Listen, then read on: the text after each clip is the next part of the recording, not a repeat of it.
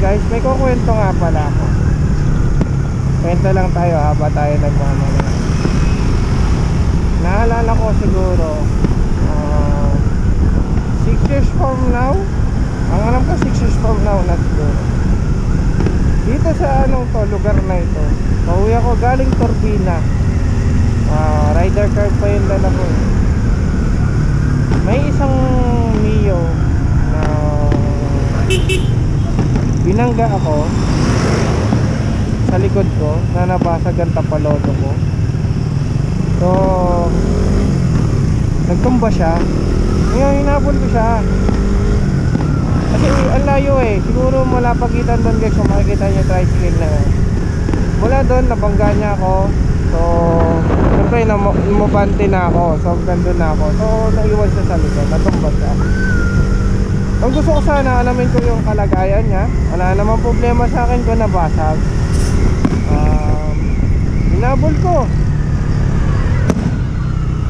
Inabol ko pero basag na yung sige po. Basag na yung may fireworks kasi doon. Kaya nagsisigawan yung banda roon. Tuloy tayo. Konting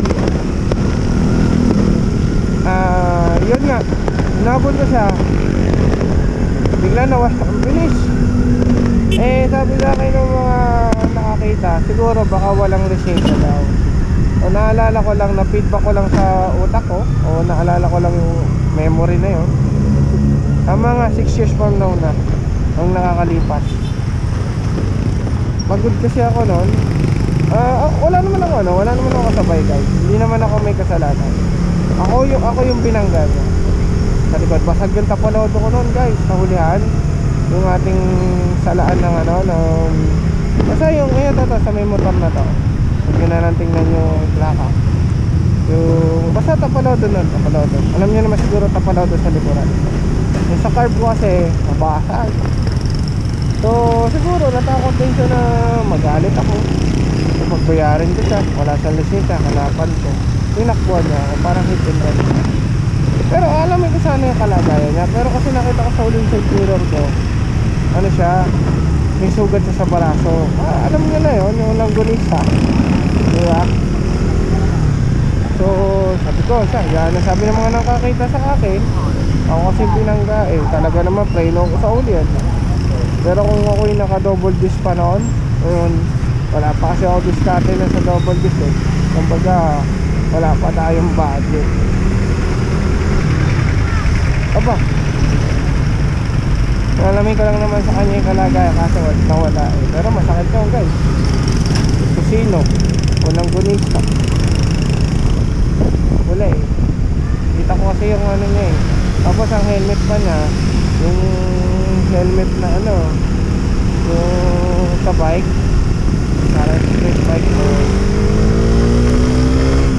Overtake lang tayo guys. Ayaw kasi na pinaplasheran ako sa likod. May ibig sabihin kasi na nababagala nang mamadali. Pero pag nang mamadali ka, doon ka sa expressway, diba?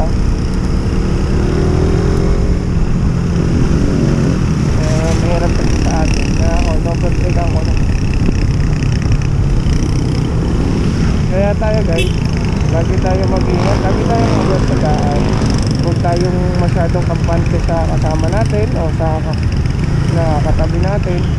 Hindi natin masabi yung mga bagay na ako kasi 2 accident ko na ang nangyari sa buhay ko. So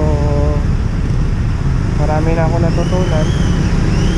Kaya tayo, ang payo ko lang palagi na hindi mag-iingat.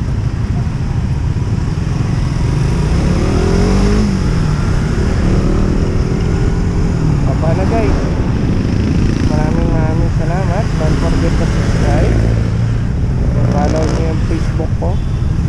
Para kung may mga other concern kayo ating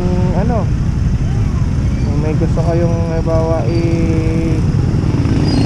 magpatuloy na naman ang ikain nyo, hindi natin about naman sa rider. Pero sa makina, pass tayo dyan.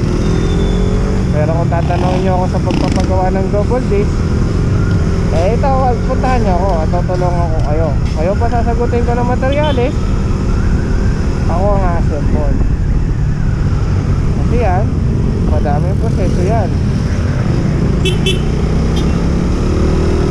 Bago ko kasi ginawa ang double disc na ito, maraming proseso sa loob ng 4 na buwan.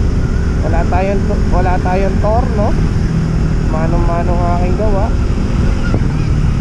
So hindi pa siya 100%, 99% pa lamang.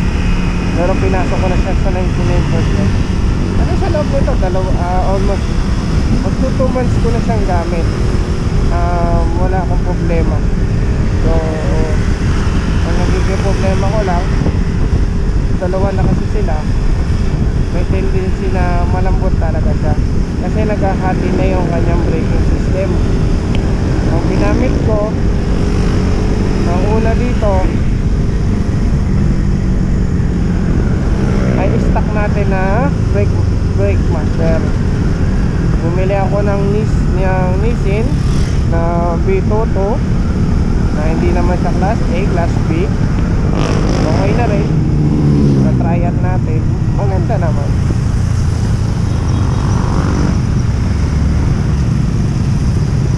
Paano guys, alam na this. Don't forget to follow my YouTube channel para update. Soon makikilala natin ang mga kapwa nating mga vloggers. Ako gusto ko talaga makita si Boss Ray. Kahit di ako makingi sticker, basta makapagpa-picture lang tayo kay Boss Ray, kaya kay Boss Kapwa. Yun ang mga idol ko eh. Yan ang #1 fans ko eh. Saka si Boss Joven. Soon, may plano kasi ako sa ating Rider FI. Magpaparemap ako. Pwede ko na ito iparemap na sinasabi ko nang inaayawan ko ang remap. Kunting palang uwi, diba? Soon paparemap tayo. Papaalaga natin ang ating motor kay Boss Benwa. Kahit malayo, dadayuhin natin yan. Tama na guys, tumatagal ng ating kwentuhan. Magandang gabi at Merry Christmas. Kahit wala akong Christmas, hindi nyo na kailangang alamin nyo. Babatiin ko na lang kayo. God bless to all, and thank you. And don't forget to subscribe para update tayo sa ating mga video at update din kayo. Okay?